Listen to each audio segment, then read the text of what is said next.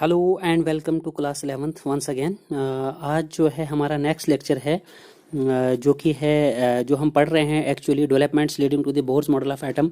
काफ़ी interesting topic जो है वो चल रहा है कि बोर्स मॉडल ऑफ एटम को देने के लिए कुछ डेवलपमेंट्स जो हैं वो हम पढ़ रहे हैं, जिनमें हमने सबसे पहले पढ़ा कि ड्यूअल नेचर ऑफ रेडिएशन, और ड्यूअल नेचर ऑफ रेडिएशन में हमने वेव नेचर पढ़ा जिसको हम electromagnetic wave theory of light कहते हैं, या इलेक्ट्रोमैग्नेटिक थ्योरी ऑफ रेडिएशंस कहते हैं, या फिर wave theory of light simple words में कहते हैं, जो कि जेम्स क्लर्क मैक्सवेल ने 1864 में दी थी। और उन्होंने क्या क्या बातें कही मैंने आपको प्रीवियस लेक्चर में जो है वो बातें बड़े अच्छे से समझाई। तो आज हम जाएंगे ड्यूअल नेचर ऑफ रेडिएशन के दूसरे मोड पर, जो कि है पार्टिकल नेचर ऑफ रेडिएशन की वेव्स जो है जो लाइट जो है रेडिएशन जो है वो खाली वेव की तरह नहीं बिहेव करती है, बल्कि वो कोई पार्टिकल नेचर भी रखती है, वो पार्टिकुलेटिव नेचर भी होती है। तो वो हम पढ़ेंगे। उसका जो कॉन्सेप्ट है हमको वो दिया, उसे कहते ही हैं particle nature of electromagnetic radiation को दूसरे लफ्जों में हम इन अदर वर्ड्स कहते हैं Planck's quantum theory of radiation, या सिंपली कहते हैं प्लैंक्स क्वांटम थ्योरी। तो चलिए इसको जानते हैं हम। तो आप ध्यान कीजिए, फर्स्ट टू लास्ट देखिए। मैं बार बार आपको ये रिक्वेस्ट करता हूं कि अगर आप इस लेक्चर को ऐसे ही स्किप करके बीच बीच में देखते हैं तो कोई फायदा नहीं होगा आपको। आप फर्स्ट टू लास्ट देखिए इसको। अगर आपके पास टाइम नहीं है, आप इसका स्पीड थोड़ा बढ़ाकर जो है तेज करके जो है इसका स्पीड आगे देख लीजिए, ताकि आपको सिर्फ समझ में आना चाहिए। अगर आपको देर लगती है इस लेक्चर को सुनने में, आप इसका स्पीड जो है थोड़ा तेज करके फास्ट रन करके आप इसे देख सकते हैं। लेकिन please please please it's my humble request to you कि इसको फर्स्ट टू लास्ट देखिए। और कोई भी कमेंट है आपका बताइए, बताने से ही जो है कोई भी प्रॉब्लम जो है वो दूर हो सकती है।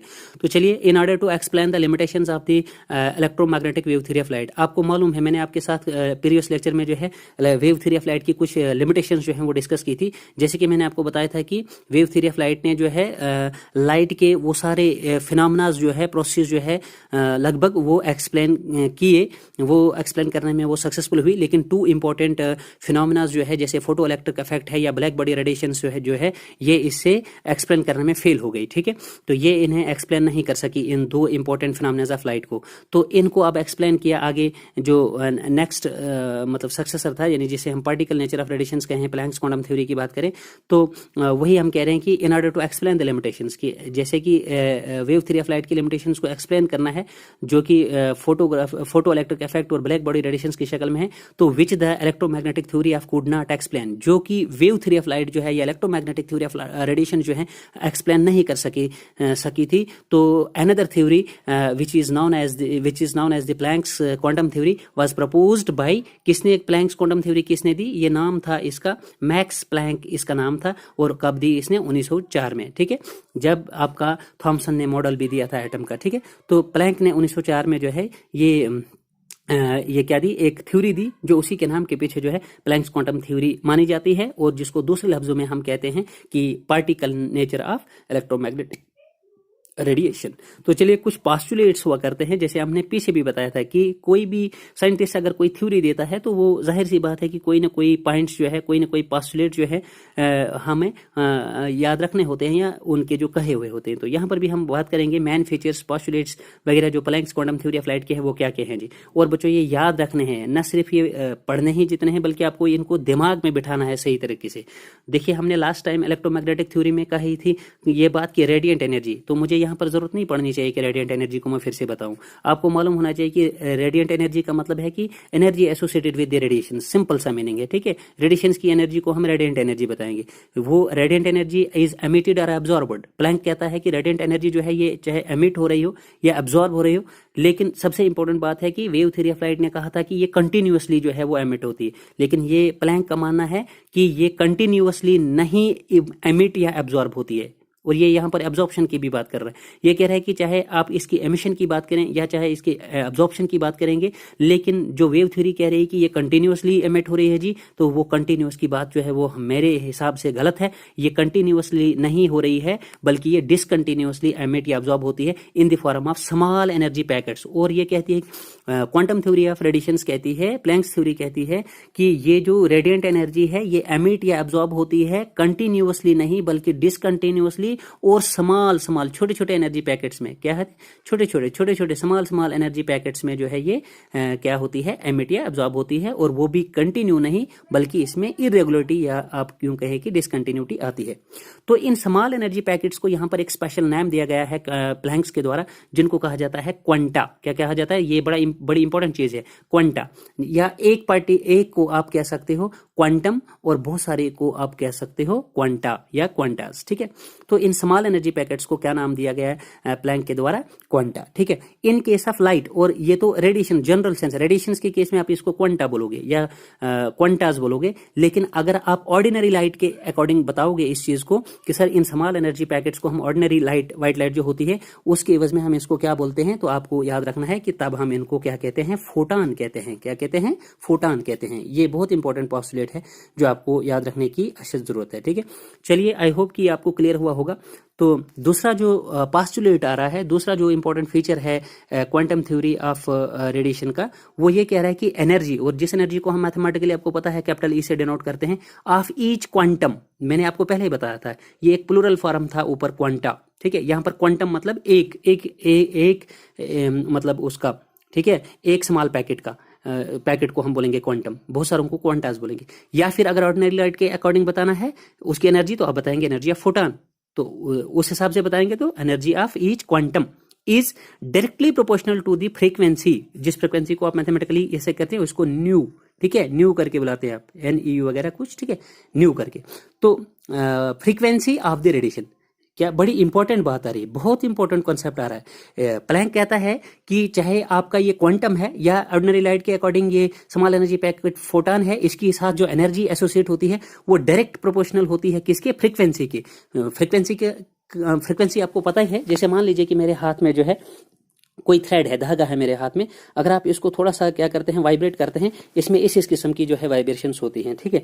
तो सपोज कीजिए इसका मानना है कि अगर तुम्हारे पास क्या है, इस क्वांटम की या फोटॉन की अगर फ्रीक्वेंसी ज्यादा है, अगर आप इसकी फ्रीक्वेंसी ज्यादा है तो इसकी एनर्जी जो है वो ज्यादा होगी, ठीक है, ऐसा मानना है इसका, ठीक है, किसका, क्वांटम थ्योरी का, कि जो क्वांटम की या फोटॉन ऑफ लाइट की एनर्जी तब क्या मानी जाएगी, डायरेक्टली प्रोपोर्शनल होगी फ्रीक्वेंसी की। अगर आपकी उस फोटॉन की या जिसे आप क्वांटम बोलेंगे हैं जनरल सेंस से, अगर उसकी फ्रीक्वेंसी कम है तो उसकी एनर्जी कम होगी, अगर उसकी फ्रीक्वेंसी ज्यादा है तो उसकी एनर्जी भी ज्यादा होगी। यानी E means energy of what, quantum or photon is directly proportional to the frequency nu। ये आपने याद रखना है, यही की कॉन्सेप्ट्स हैं इसके, ठीक है, जो हम आपको बता रहे हैं, आपको बताने हैं, यही पॉइंट्स आपको याद रखने हैं। चाहे आप कोई भी बुक पढ़ो, कोई भी किसी का भी लेक्चर पढ़ो, ये आपको यही तो आपको मिलेगा यहाँ पर, ठीक है। तो यहां पर देखिए आप, जब हम प्रोपोर्शनल को हटाते हैं यहां पर, तो यहां पर क्या हो जाता है, E = H न्यू। यहाँ न्यू तो आपको पता ही था, E भी आपको पता था, न्यू टर्म जो यहां पर है ये H आ रहा है। तो दे कौन रहा है इस थ्योरी को, वो दे रहा है प्लैंक, ठीक है, नहीं, प्लैंक्स थ्योरी कह रहे हैं हम इसको। तो यहां पर ये कांस्टेंट ऑफ प्रोपोर्शनलिटी है H, जिसे हम प्लैंक्स कांस्टेंट कहते हैं, ठीक है। तो चलिए यहां पर लेकिन आगे यहां पर क्या बताया हुआ है, यहां इसको जैसे हमने लिखा ना, E = H न्यू। अब H को आप क्या बता रहे हो, sir H is constant of proportionality, it is also known as Planck's constant.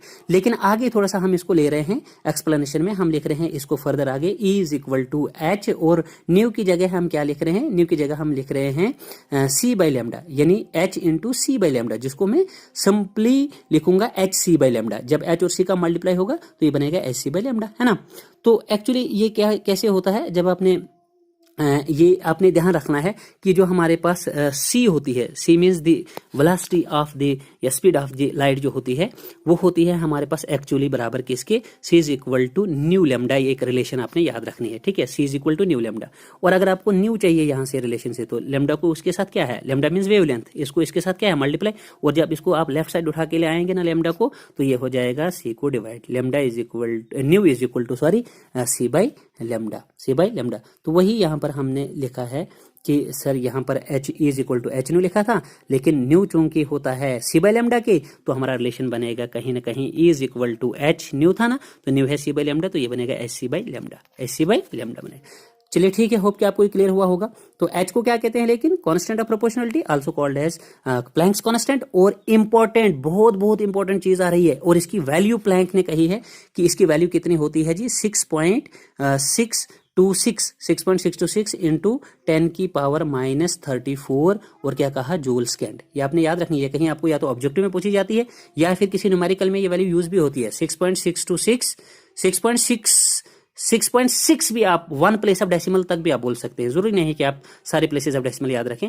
अगर आप कह रहे हैं कि 6.6 वो भी ठीक है, कोई मसला नहीं तो अगर आप बताना है 6.626 इंटू 10 का पावर -34, 10 के पावर -34 और जूल सेकेंड इसका यूनिट है। ठीक है, होप कि आपको ये पॉइंट भी अच्छे से क्लियर हुआ होगा। ये 2 पोस्टुलेट्स हमारे हो गए और आपको ये अच्छे से जहन में होने चाहिए। तीसरा पॉइंट हमारा आ रहा है एनर्जी इज ऑलवेज एमिटेड और एब्जॉर्ब्ड। ठीक है, देखिए हमने पहले ही पोस्टुलेट में बात की कि रेडिएंट एनर्जी एमिट या एब्जॉर्ब होती है, जो कि प्लैंक मानता है कि कंटिन्यू नहीं बल्कि डिसकंटिन्यूअसली ऐसा होता है। ठीक है, या तो ये एमिट या तो absorb in the form of small energy packet, जिसको आप या तो क्वांटा या तो फिर आप इसे फोटॉन, जैसे मैंने आपको पोस्टुलेट 1 में कहा, उसमें होती है।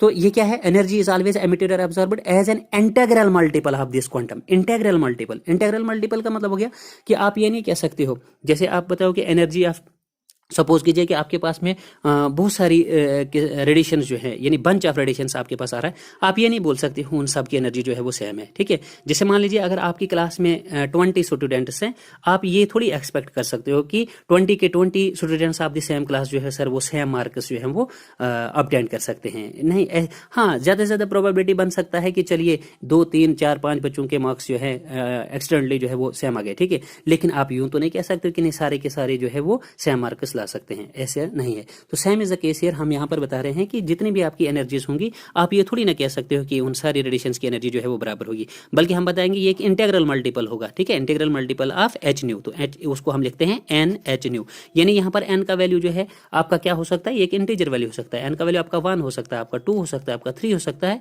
जिससे आपकी उन रेडिएशंस की एनर्जी जो है वो वेरी कर सकती है। ठीक है, तो वही यहाँ पर ये बात कह रहा है प्लैंक कि एनर्जी इज ऑलवेज एमिटेड और absorbed as an integral multiple of this quantum, that is N H nu, where N is what, it is an integer, जैसे मैंने आपको बता दिया। And this is known as quantization of energy. This is again the key concept of you can say the Planck's theory. This is very important बच्चों, इसको जहन में रखो। क्वांटाइजेशन ऑफ एनर्जी का मतलब क्या, फिक्स्ड।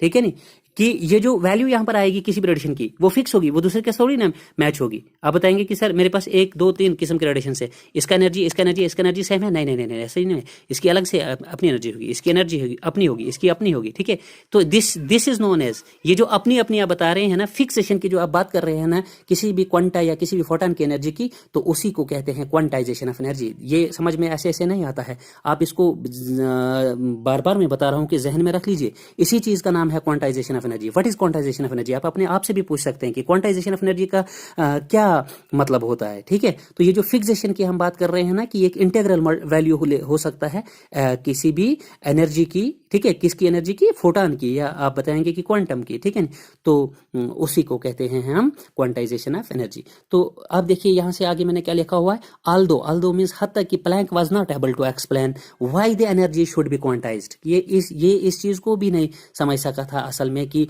असल में इसने बात तो कह दी, लेकिन ये भी थोड़ा इसमें कंफ्यूजन ही था कि मैं इस तरह की ये बात कैसे कहा गया कि एनर्जी जो है वो किस तरह से क्वांटाइज होनी चाहिए, या इस तरह से जो मैंने बता दिया कि energy this is known as quantization of energy, कि he didn't know that why the energy should be quantized in this manner, but was very well to explain the particulate, or you can say the particle nature of the electromagnetic radiation। लेकिन ये बात तो आया थी इसकी कि ये जो रेडिएशन है, ये जो लाइट है, ये न सिर्फ इस वेव की तरह है, बल्कि इन पोस्टुलेट से हमको अब नटशल में इस चीज का क्लियरेंस होता है कि ये कहीं ना कहीं जो है एक पार्टिकल की तरह भी बिहेव करती है। ठीक है, तो और आइंस्टाइन ने भी यहाँ पर एक सपोर्ट दिया है इसको, 1905 में इसको सपोर्ट मिला अल्बर्ट आइंस्टाइन के वजह मदद से भी। उन्होंने कहा कि Einstein states that the radiations has dual nature, कि जो आप कह रहे हो, जो वेव थ्योरी ऑफ लाइट कह रही है, वेव नेचर होता है जी लाइट का, और जो प्लैंक आप कह रहे हो कि इसका पार्टिकल नेचर है, मेरी इन्वेस्टिगेशंस भी आपकी कही हुई बात को जो है वो तस्लीम करती है, मानती है, और ये एक सपोर्ट मिल गया इनको। ठीक है, तो Albert Einstein in 1905 stated that the radiations have dual nature, that means radiations can behave as a wave and as well as the particle। ठीक है, so light रेज का हो या गामा रेज का हो या एक्स रेज का हो, ठीक है नहीं, they can be said to have the dual nature. तो आज का जो है बच्चों हमारा यही लेक्चर होगा, इतना ही होगा आज का लेक्चर हम इतना ही रखेंगे।